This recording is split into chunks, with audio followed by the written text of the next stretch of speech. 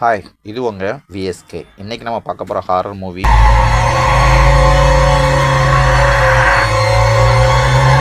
இதுதாங்க. நம்ம hero Krish, brain specialist. இது கிறிஷினுடைய ஒய்ஃப் லக்ஷ்மி, ஹோம் மேக்கர்.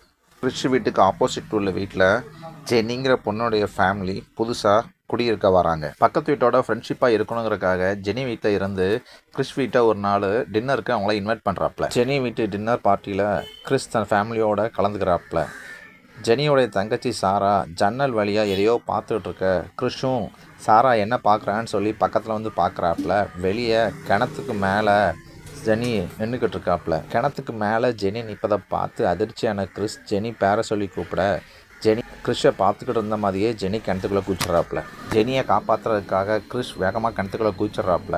கிணத்துக்குள்ளே ஒரு அமானுஷமான முகத்தை பார்த்த கிறிஷ் பயந்து மேலே வந்துடுறாப்புல.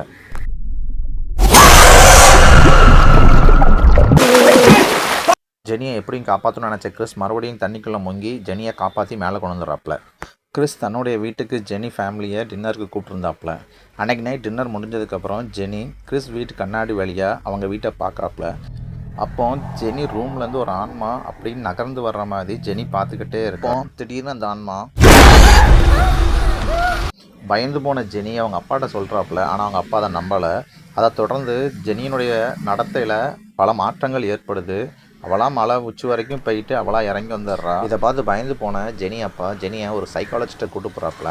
சைக்காலஜிஸ்ட்டை பேசிகிட்டு இருக்க சொல்ல எங்களாவா வீட்டை விட்டு வெளியே போக சொல்கிறாப்புல.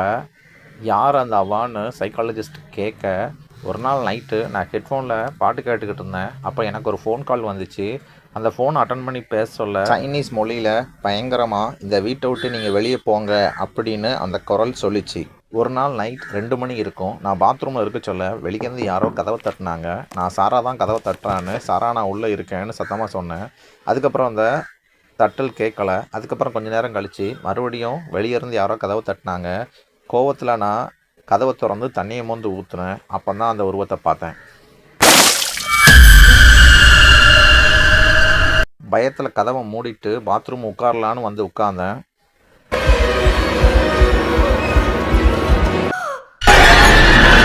வந்து பேச்சு கொடுத்துக்கிட்டு இருக்கே சொல்ல தான் தெரிஞ்சிச்சு அந்த சைக்காலஜிஸ்ட்டுக்கு ஏற்கனவே அந்த ஆன்மா ஜெனியோடைய உடம்புக்குள்ளே தான் இருக்குன்னு.